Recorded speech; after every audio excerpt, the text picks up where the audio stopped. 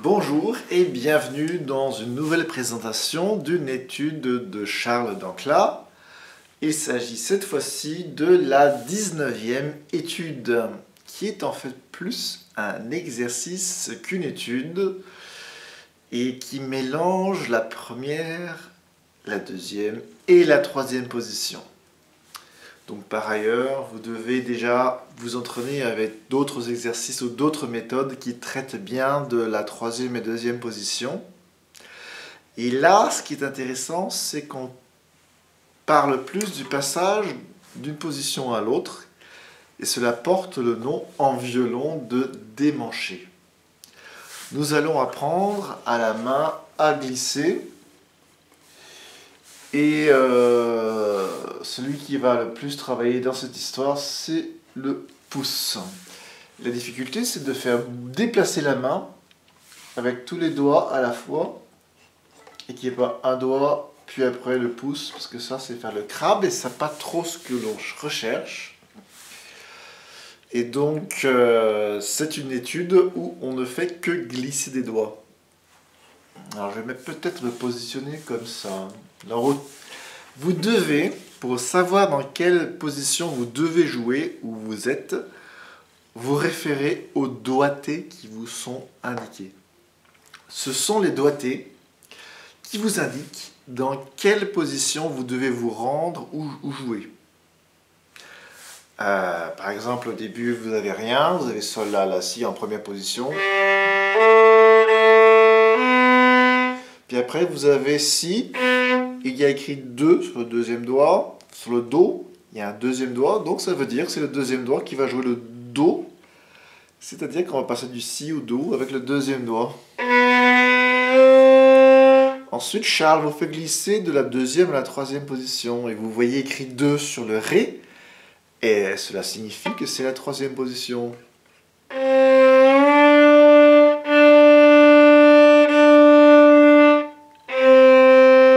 L'accord David, on revient tout de suite en première position. Alors, le début se passe comme ça.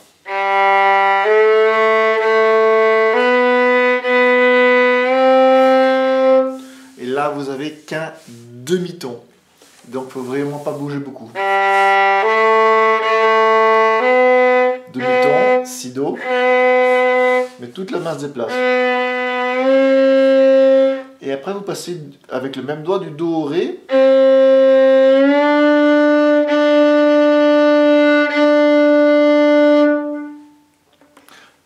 Ce qui est important, c'est vraiment savoir si on glisse d'un ton ou d'un demi-ton.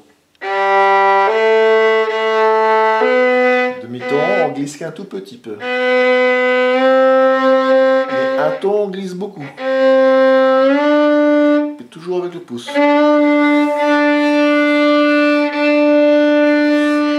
Do, c'est le premier doigt. Et ré, quand David, on descend tout de suite.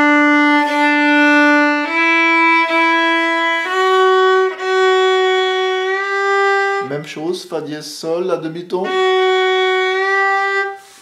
Je me place mieux pour que vous puissiez voir.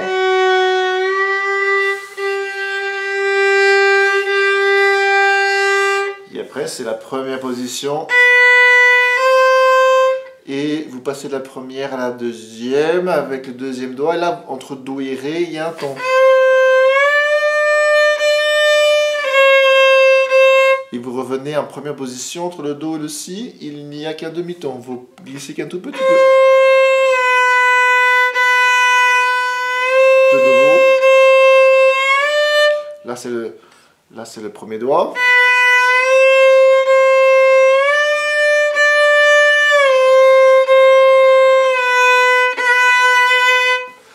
Alors évidemment, c'est pas facile au début. Mais par contre, vous en tirerez de très très grands bénéfices pour la main. Car le pouce va devoir se décontracter, il n'aura pas le choix.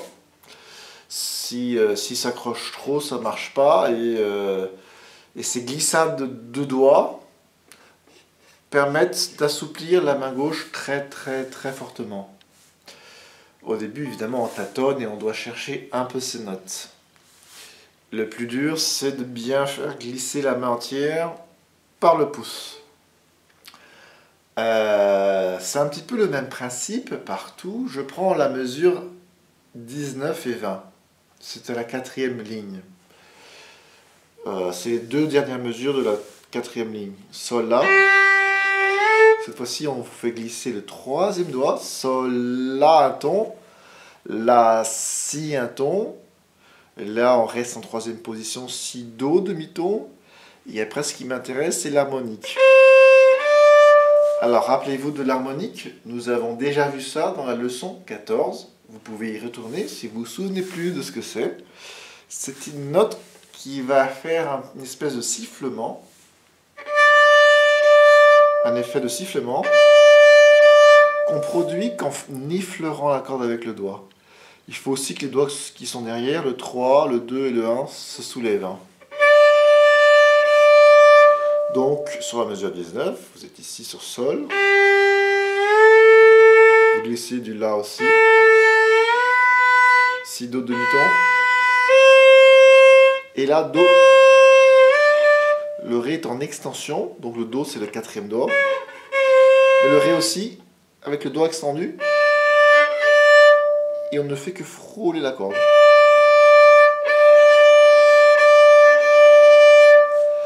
Cette harmonique est un point de repère important pour la troisième position. Est-ce que ça revient un petit peu plus loin? Eh bien écoutez, je vous joue l'étude en entier. Je vais essayer de me placer de telle façon que vous puissiez voir.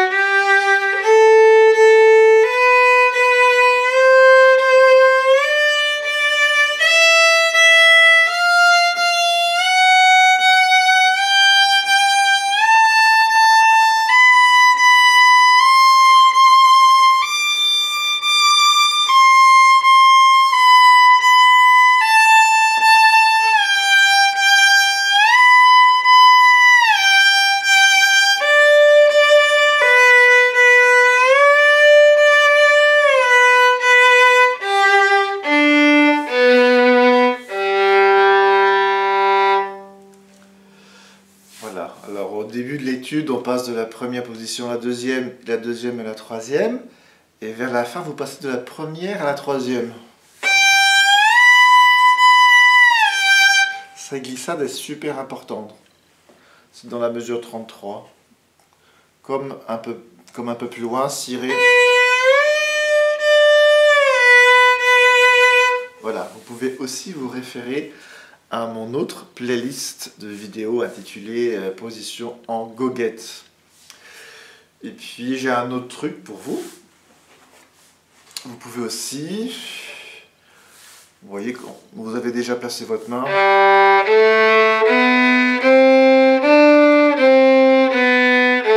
avec les 4 doigts, et vous pouvez essayer de glisser qu'avec un doigt. Vous faites comme si vous aviez les 3 autres dans le plâtre. Vous avez cassé vos doigts, il n'en reste plus qu'un.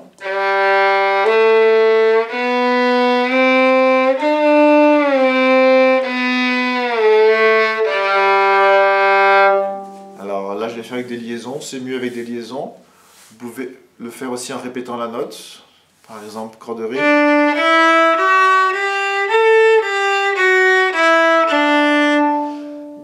comme ceci. Et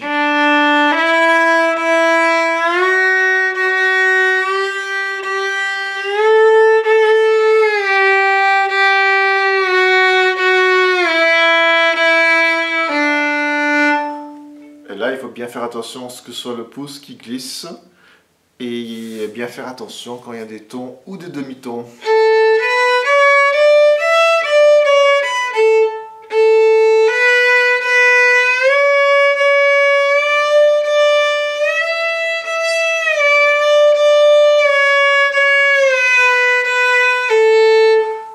Quand vous avez des notes qui se comparent avec des cordes à vide, bien vérifier avec l'aide de la corde à vide.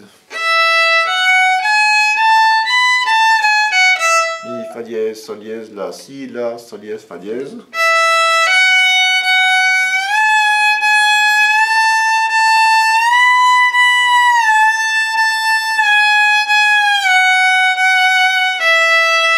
Voilà, si vous faites ceci, ça vous prépare pour cette étude et ça contribue à beaucoup décontracter le pouce.